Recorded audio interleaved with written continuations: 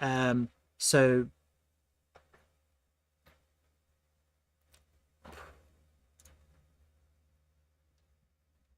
SLERF obviously had a launch on Binance. It's also had the launch on KuCoin today. Yeah.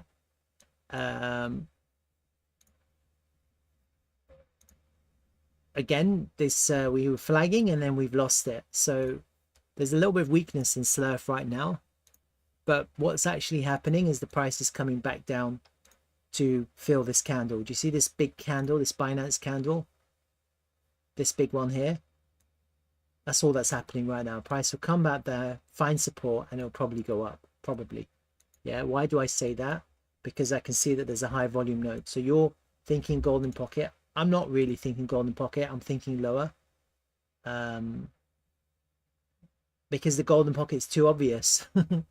Does that make sense? Even though the golden pocket is really good if you have a lot of confluence. But otherwise, don't just assume the golden pocket's going to hold, because it's always too obvious, the golden pocket. And so usually it'll be, you want to lose the golden pocket and then reclaim it. So this reaction, look, I'll show you just so you understand what I'm talking about. It's a really poor reaction of the golden pocket here. You see that reaction? That's a weak reaction.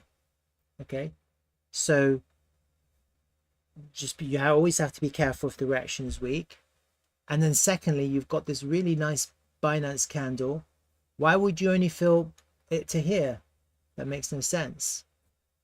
Yeah, and I did say yesterday it's possible we come back down and fill this candle.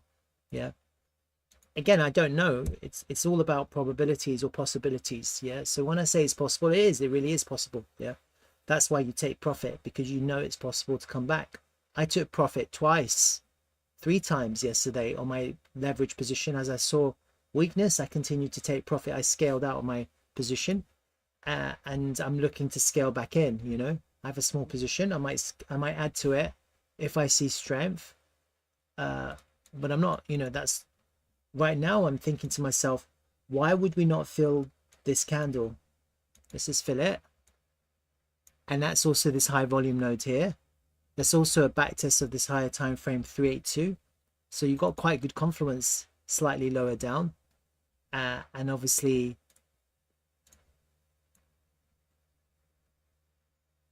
maybe if you take it from this pivot to the high, you've got an 886, another 886, which lines up, yeah, from this pivot to the high there. You've got the 886. So we've seen SLERF come to the 886 a few times. Why not again?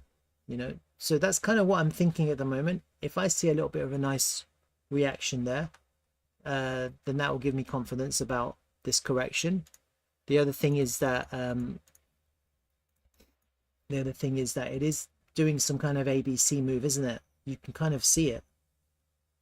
So when you see an ABC, just kind of do a, I mean, to be honest with you, this 1-to-1 that has us going lower, we're already at the 618, and we're kind of losing it. We lost the 618. That coincides with the with that first golden pocket. We've lost it. So there's no strength in that first 618. The next target here is the 1-to-1. Yeah, this is the 1-to-1 right there. That would be taking out these lows. That would be losing the high volume node. But when you lose a high volume node like that, you need to reclaim it. That's when you know that maybe this correction is over. The impulsive move here started here, not here. That was the set. So yesterday I was talking about maybe this is, so this is the other thing. Yeah, you have to evaluate your analysis. Obviously I haven't analyzed it in between to kind of guide people, so apologies for that. Yesterday I was thinking maybe we're going to go up again, but the reality is I don't think it happened. I think that was it there. I think we had a week five here, and that was our 3. And actually we had an ABC correction there, and that was a week 5 there. You see that? And that ended your 5. Okay, just because I'm counting waves. Yeah, so maybe that was your wave 3, and it just took too long. It was taking too long. If we were going to go up, we should have gone up. And actually then in hindsight, looking back at it, I can see a little bit of a 5-wave move there to complete that. And now that this is going down, what I'm thinking of is potentially we're still in another, I mean, potentially that's your 1 or 5. I don't know, because that could be, and this is it. I don't know. Yeah, this is your invalidation, because that's where the impulsive move started. This whole move could be your 1.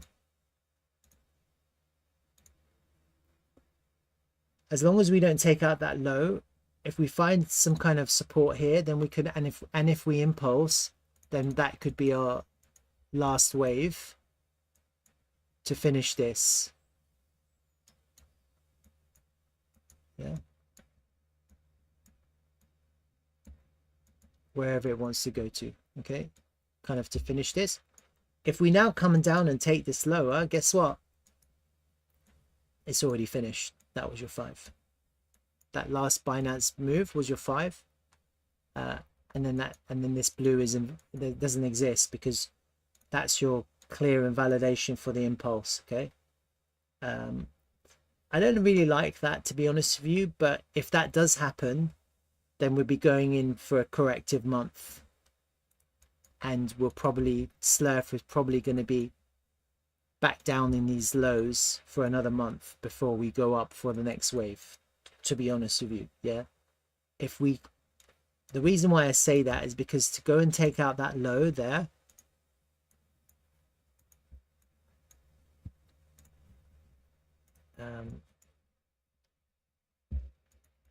to come down here and take out that low, you take out this low, it's going to start looking bearish. It's not going to look bullish anymore.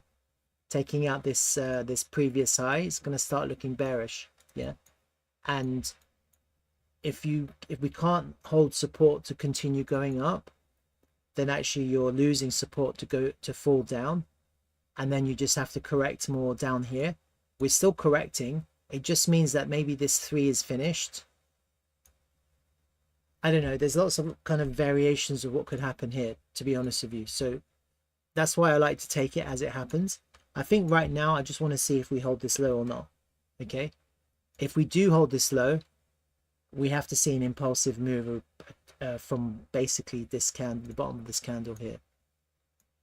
And it'll be like this. It'll be like this. 1, 2, 3, 4, 5.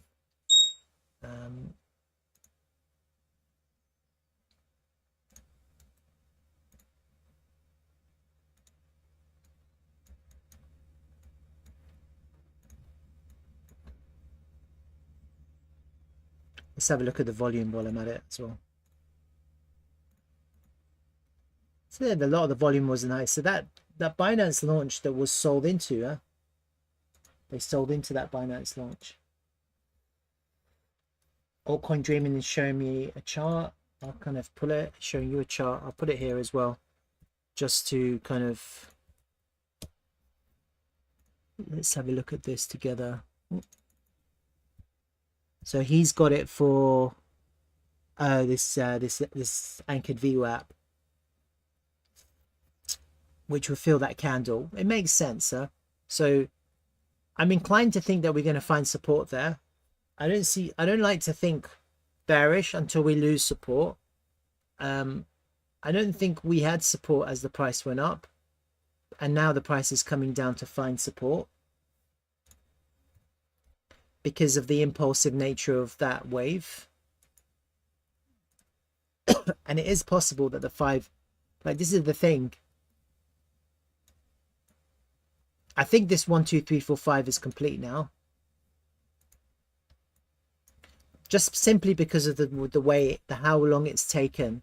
Yeah, like someone might ask me, well, is this going to be a 4, and are we going to see a 5 on that? I don't think so, because it's look, this is impulsive. Like, timing is really important. Yeah, so the minute it starts to take long, then you have to reevaluate. You have to think to yourself, well, actually it's taking too long now. That doesn't make any sense. So actually it probably came already, and actually you can see it. Okay. And then obviously when the minute you lose this value area, then you're starting to lose strength. And so now we've probably completed that wave 1. Are we still in the final wave here, the final 5? Yeah, it's possible. It's possible. But at the moment, we just have to see if and when we can find support here and if we can impulse up, right? Does that help a little bit on that? Do you have any questions?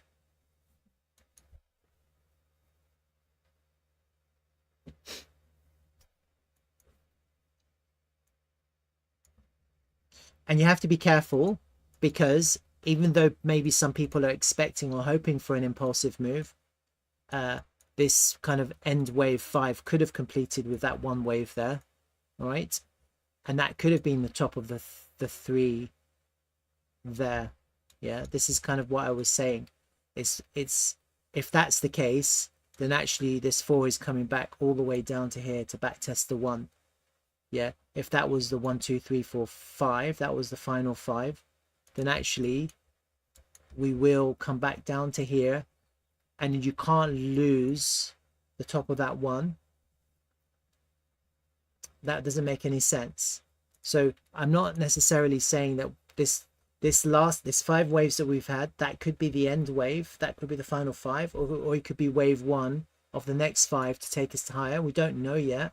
But whatever happens, I think we have to see how long this takes. If we start seeing some kind of correctiveness here, and then if it just kind of corrects, and it just corrects, then actually we're more likely than not seeing a prolonged 4 here. And then you just kind of have to hold this level for the next wave, this wave, and you can scrub that wave. Yeah.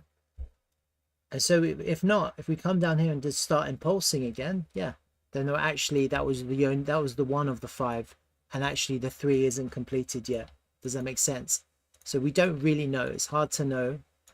But as time goes by, we'll know, because these things, they can only last certain periods of time. Impulsive moves can only last certain periods of time. Corrective moves, there's ratios that have to be adhered to. And once you kind of break that, then you have to kind of revisit your analysis and revisit your thoughts. Right now, I'm just thinking to myself, let's see if we can fill this candle. Let's see what kind of reaction we get at the bottom of this candle. It's the 886, isn't it? It's the 886 from here to here, which corresponds with, on my other chart, or this chart, I think it was my other chart, it corresponds with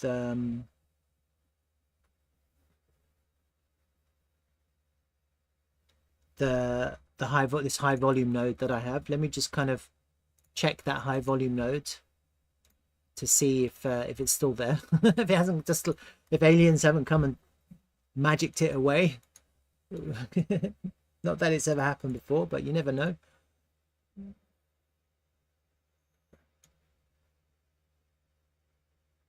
Yeah, it's still there. Look, high volume node. Why not? That's a really good place to buy. These high volume nodes are really good. You can see on this 4-hour time frame, there's a little bit of a SR flip as well at that level. It's the 86 of this candle, filling this candle completely. And I mean, you're kind of losing from this pivot down here, you're losing the golden pocket. Little impulsive reaction, reclaim the golden pocket, then we might actually see a little bit of volume coming here. And then we have to see if that's impulsive. Yeah, we need impulsive price action. So, and then if this is a continuation of that first wave, then obviously we're going much higher. We'll see. And if it's not, then you're just going to get a simple ABC here corrective. Yeah, we'll see. It'll feel impulsive initially because it's a good place to buy. But then you'll get like an ABC corrective. It'll kind of come up to the value area high, find resistance, and then actually looking to go back down again. Right? So there are variations of what could happen, and we just have to see what happens at the area of interest. Right now it's this high volume node. If we can back test that for support, that would be amazing. Otherwise, we might be looking to go further down to find support here again, and basically this 3 is complete. In that case, this 3 wave is complete, and then we're looking for the final wave, which is a 5. So we're looking for a 4 correction here. Technically, you just can't lose the top of that area. If you lose the top of that area, it could mean that I've started the count wrong. Actually, you know, it could mean that I made a mistake and I started the count wrong, and maybe the count actually started earlier. I don't think so, but you know, it's always a possibility. Like, it's always that 1% chance where something looks like it's not impulsive, but actually for some reason for some reason it is. I don't think that's a 1, but you never know. I mean, maybe for reasons that I cannot explain, that's the 1, that's the 2. Well, no, that doesn't even work. So if that, it doesn't even work. It doesn't even work. So otherwise, if that was the case, then you'd be thinking, then that's the 1, this is the 2, and this whole thing is a 1, 2, 3, 4, 5, and that's the 3. Yeah, but you're still coming back to this area for support. So either way, I think we need to come back to this area and find support. Okay, I think. Again, I'm not 100%. I'm never 100%. It's just a sum of probabilities. Yeah. And then when you trade, it's always it's always risk versus reward, isn't it? It's never, you're never all in, are you? You're always risking a certain percent, trying to capture a certain percent in the change in value. So I'm still okay with this chart. 1 ABC, 3, and we just want to see where our 3 ends. Maybe it ended here. Okay, I don't know. And if it did end there, it doesn't really make any difference to me. I still want to find support here. I just want to see first if from this area here we can actually impulse for a continuation, and if we can't, then I'd want to see ABC corrective for another ABC corrective, and actually we're coming down a little bit lower, aren't we, to there. So that's kind of 2 variations of what I'm seeing, to see if what will happen. All right, so that's kind of my SLERF update of today. All right.